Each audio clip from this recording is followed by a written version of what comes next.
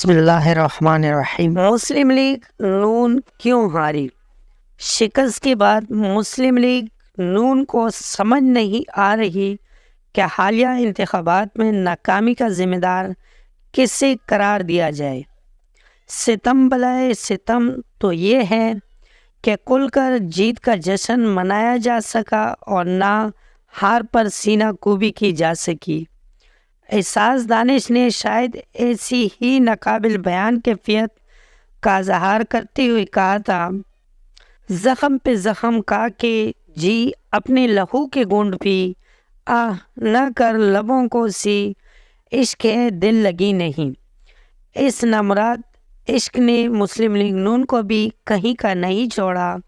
شوق حکمرانی میں سیاست کے بجائے ریاست بچاتے ہوئے برباد ہو گئے اور دل نادان کے لن ترانیاں دے کے چوٹ کھانے کے بعد پھر سے کوئی جانا کی طرف جانے کی تیاریوں میں مگن ہیں، مگر یہ معمہ حل نہیں ہو پا رہا کہ آخر بنا بنایا کھیل کس نے بگاڑ ڈالا۔ گاہے میڈیا پر برستے ہیں کہ ریڈنگ کے دوڑ میں وقت سے پہلے نتائج کا اعلان کر کے لٹیا ڈبو دی، تو بسا اوقات دبے لفظوں راولپنڈی سرکار سے متعلق شکوک و شبہات کا اظہار کرنے لگتے ہیں کہ شاید انہیں اعتبار الفت نہیں آیا یا پھر ہمارے اظہار عقیدت میں کوئی کمی تھی کہ بندہ پروری کا حق ادا نہ ہوا۔ میں نے اپنے گزشتہ کالم میں جو کچھ لکھا وہ دراصل راولپنڈی سرکار کی سوچ و فکر تھی۔ یادداشت بخیر میں نے خبردار کیا تھا کہ اب تک جتنی بھی انتخابات ہوئے ان کے نتائج سے متعلق خفیہ اداروں کے تخمینے کبھی درست ثابت نہیں ہوئی، تو کیا اس بار توقعات پوری ہوگی؟ اور وہی ہوا، عوام نے ووٹ کی طاقت سے سب کچھ درہم برہم کر دیا۔ میرا خیال ہے مسلم لیگ نون کو حالیہ انتخابات کے بعد اس بات پر سنجیدگی سے غور کرنا چاہیے کہ یہ دن کیوں دیکھنا پڑا۔ میڈیا ہو یا اسٹیبلشمنٹ کسی اور کو اپنی غلطیوں کا ذمہ دار قرار دینے کے بجائے خود احتسابی کے عمل سے گزرنا چاہیے۔ حالات سازگار ہونے کے باوجود نون نے انتخابی مہم کا آغاز بہت تاخیر سے کیا۔ میرا خیال ہے انتخابی مہم ختم ہونے سے ایک ہفتہ پہلے منشور لایا گیا۔ بیشتر رہنما اس زخم میں مبتلا رہے کہ ساڑی گل ہو گئی ہے اور اپنے ووٹر کو گھر سے باہر نکالنے کی کوشش نہیں کی۔ کارکن بھی اس معالطے کا شکار ہوئی کہ تحریک انصاف کی کمر توڑ دی گئی۔ انتخابات کی حیثیت تو محض رسمی کارروائی کی سی ہے۔ ہماری حکومت آ کر رہے گی تو پھر مہم چلانے کی کیا ضرورت ہے؟ دوسری طرف تحریک انصاف کو دیوار سے لگانے کی جتنی کوشش کی جاتی رہی، لوگوں میں ہمدردیاں اتنی ہی بڑھتی چلی گئی اور کارکن بھی متحرک و فعال ہوتا چلا گیا۔ پاکستان میں 19 کروڑ موبائل فون استعمال ہوتے ہیں، 9 کروڑ افراد انٹرنیٹ سہولت دستیاب ہیں، 7 کروڑ لوگ سوشل میڈیا پر سرگرم ہیں۔ یوٹیوب، انسٹاگرام، ٹک ٹاک، ٹویٹر، فیس بک اور اس طرح کے دیگر پلیٹ فارم نے دیگر ممالک کی طرح پاکستان میں بھی لوگوں کے لیے آنکھ اور کان کا کردار ادا کیا ہے۔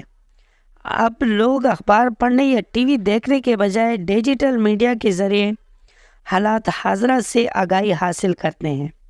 تحریک انصاف کو شروع سے ہی اس شعبہ پر اجارہ داری حاصل رہی ہے اور حالیہ انتخابات میں بھی اپنی آواز اور پیغام لوگوں تک پہنچانے کے لیے اسی میڈیم کو استعمال کیا گیا۔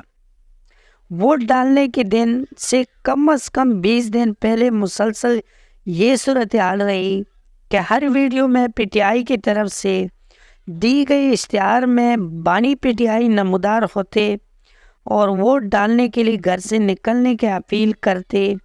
دیگر سیاسی جماعتیں چونکہ اس میدان میں کافی نوری سال پیچھے ہیں، اس لیے انہوں نے ڈیجیٹل میڈیا کو درخور امتحان نہیں گردانا۔ بالخصوص نون تو اب بھی پرانے زمانے میں جی رہی ہے، جب 90 کے دہائی میں نواز شریف نے مقبولیت حاصل کی تو وہ اپنے ہمسر سیاستدانوں کے مقابلے میں نیا پن لے کر آئے۔ مثال کے طور پر ہیلی کاپٹر کے ذریعے ایک دن میں کئی جلسے کرنا، اخبارات میں نمایاں کوریج کے ذریعے بھرپور انتخابی مہم چلانے اور امیدواروں کو ٹکٹ دینے سے پہلے سروے کروانے کا رجحان انہوں نے مترادف کرایا، مگر اب نہ صرف ان کی جماعت بہت پیچھے رہ گئی ہے بلکہ وہ تحریک انصاف کے مقابلے میں روایتی سیاستدان محسوس ہوتے ہیں۔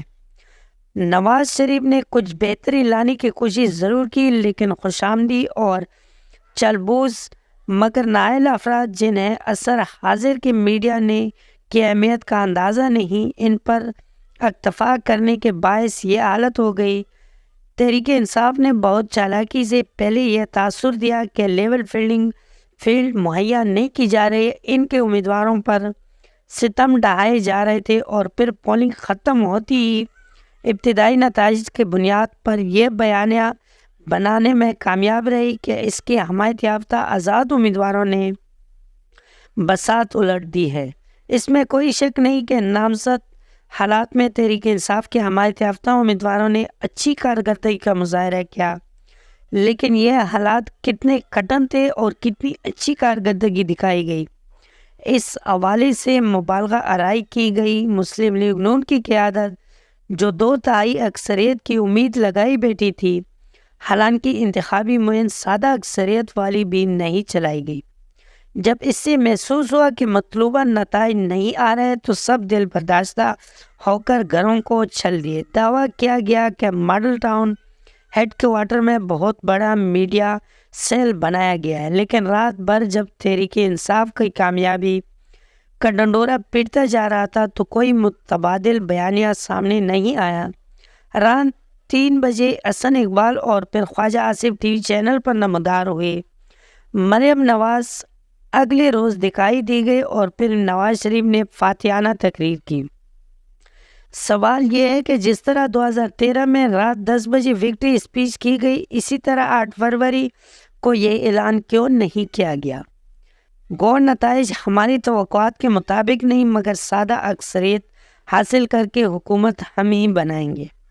اس موقع پر نہ تو آپ کا ڈیجیٹل میڈیا کہیں دکھائی دیا، نہ الیکشن سیل فعال نظر آئے، اور نہ ہی مرکزی سیکرٹری اطلاعات نے معاملات کو سنبھالنے کی زحمت کی۔ پراسرار خاموشی کے باعث آپ کی بچی کچی کامیابی بھی مشکوک ہو گئی، اور سیاسی مخالفین یہ تاثر دینے میں کامیاب رہے کہ یہ جو چند نشستیں مسلم لیگ نون کو ملی ہے، یہ بھی نتائج میں رد و بدل کر کے عنایت کی گئی ہے۔ دوستوں، آپ کو آج کی کہانی کیسی لگی؟ امید ہے کہ ویڈیو اچھی لگی ہوگی۔